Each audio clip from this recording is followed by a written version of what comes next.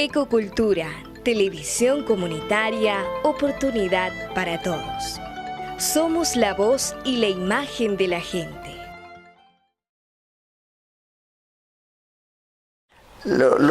Las cosas que hacemos, los instrumentos que creamos, nosotros después le damos un significado cultural.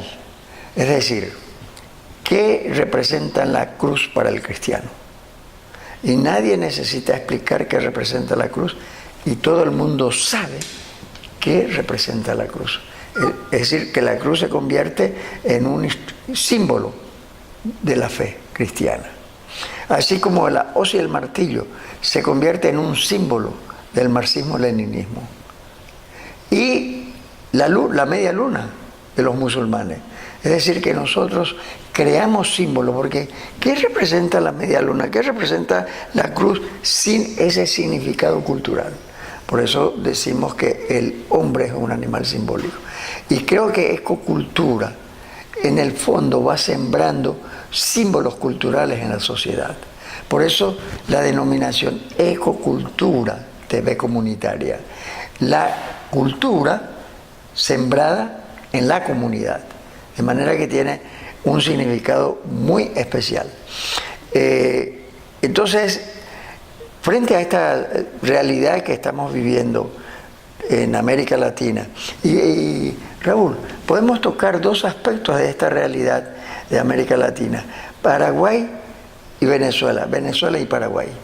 Venezuela es un país de 926.000 kilómetros cuadrados, 30 millones de habitantes, que vive un proceso de transformación con una intensidad, con mucha complejidad y con contradicciones en todos los aspectos de la vida.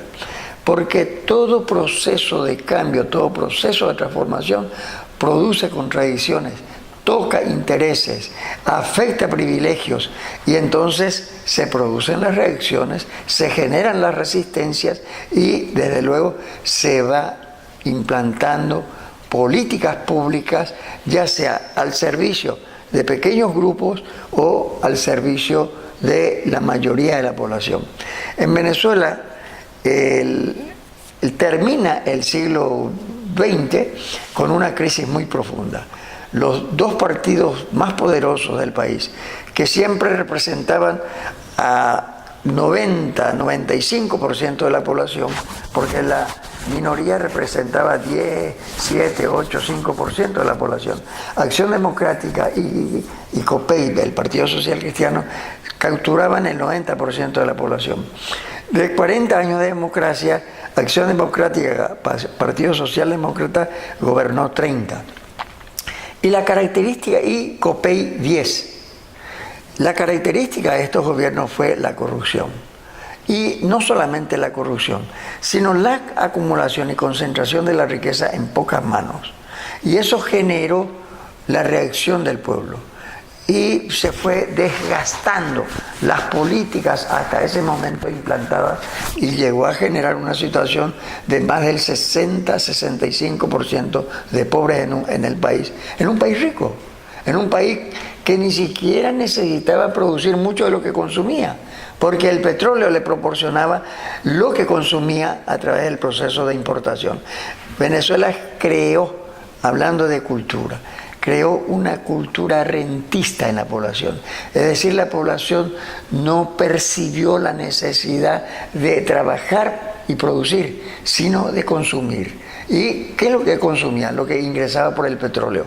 Por eso se le llama a esto cultura rentista. Aprendió a vivir de la renta y no del proceso productivo.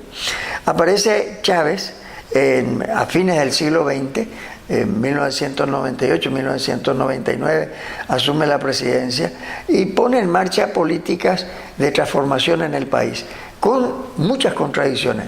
La primera contradicción que arrastra el proceso del gobierno chavista es la corrupción que se había sembrado en el país. Y como suele decir mi señora, ¿quiénes se incorporaron a las filas chavistas? Los adecos y los copellanos, que se habían sentido resentidos, decepcionados de sus partidos, pero arrastrando la corrupción. De tal manera que esta corrupción hasta hoy perdura.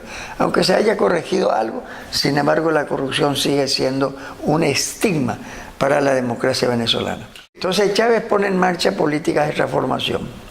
Él fallece en un proceso de 14 años de gobierno.